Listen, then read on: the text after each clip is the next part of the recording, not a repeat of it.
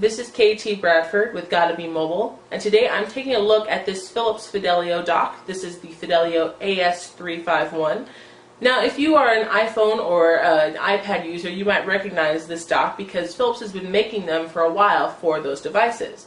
But now the company is trying to woo Android users. So they've made a dock that works with Android phones. And not just one specific Android phone, but a whole range of Android phones. Pretty much almost any Android phone. Because instead of docking, hardware-wise, it's connecting via Bluetooth, but it still has the docking connector on it, and it's very versatile and super useful. And so I wanted to just give you a little taste of it to show you why I think actually this belongs on your holiday list. Whether you are shopping for yourself or you are shopping for somebody who has an Android phone and who loves music, I think this dock is actually pretty cool. The thing that makes this dock different than the docks for the iPhone or iPad are obviously this little docking connector. Philips is calling this the Flexi Dock, by the way. So this dock is very flexible. Not only does this move back and forth, but it also moves side to side. And this is all part of Philips trying to basically accommodate any kind of Android phone device or phone size device that you want to put on here.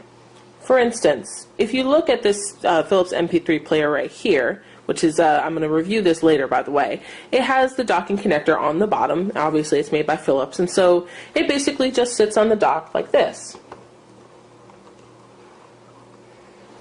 Very simple, very easy.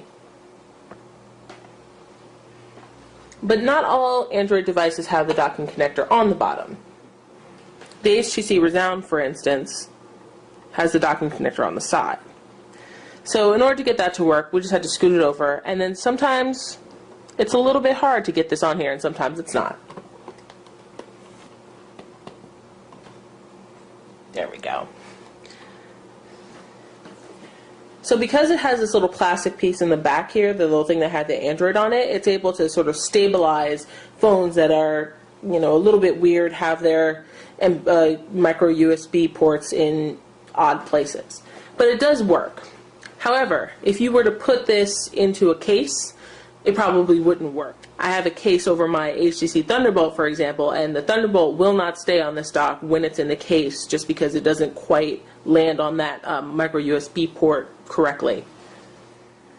Another issue is that some phones, like this Samsung here, have their connectors on the top. And so you can still put it on the dock, because this turns all the way around. I'm going to show you that again. See? And so again, it's very flexible because it's going to work with a lot of different kinds of phones. One other thing I'm going to mention before I put this on the dock is that these little bumpers right here raise up and down. They're at their maximum height right now, but you can take them all the way down to be flush with this bottom plastic piece, just in case the phone needs a little bit more room.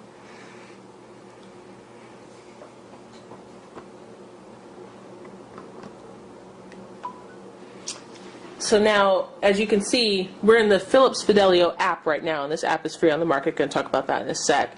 And when it's in the dock with this app, even though the phone is upside down, as you can see, everything is upside, like the orientation has turned all the way around.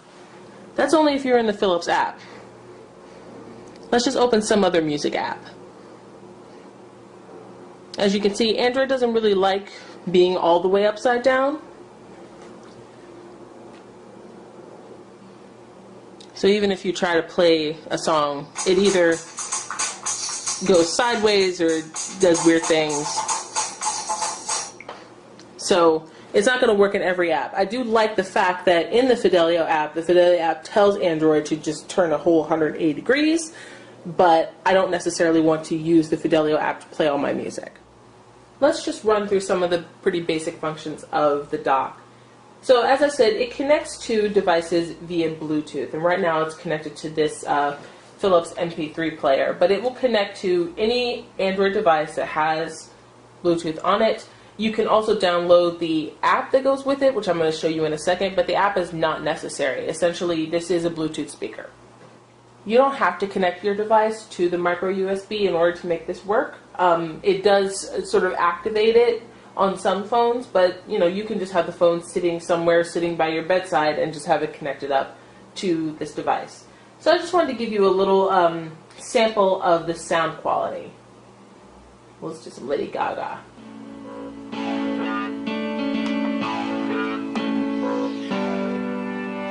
It's been a long time since I came around.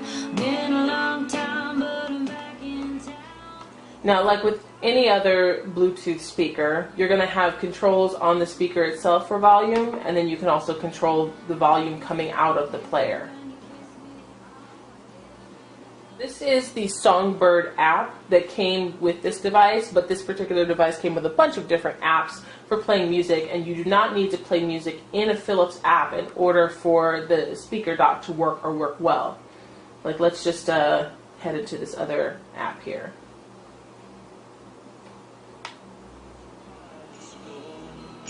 Now she gets her kicks in stepping, not in Knightsbridge anymore. So don't. So pretty much, you know, just your basic Bluetooth speaker, but with really good sound quality. You know, having it turned all the way up there, I'm able to, you know, fill a fairly, you know, good-sized bedroom or a medium-sized living room with sound. You know, this would make a really nice addition to maybe a dorm or a small apartment, even, you know, houses if you're just, you know, having it in your bedroom.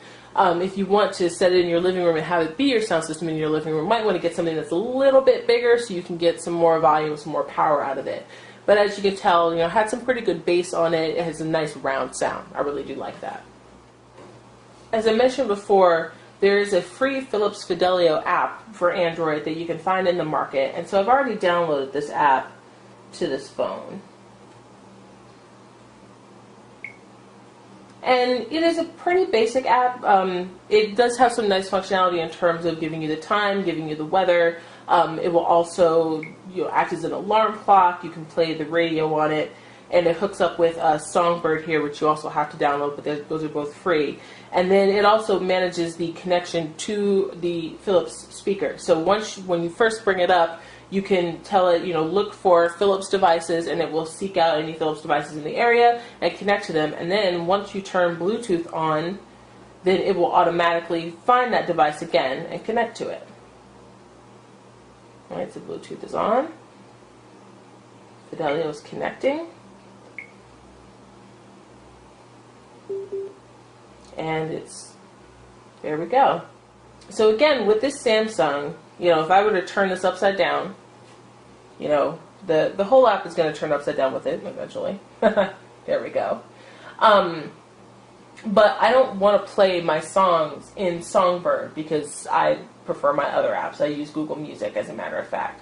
So again, this is a bit of a problem when you have it sitting on the dock on the connector, because Google Music is not going to turn 180 degrees. But the sound is really nice.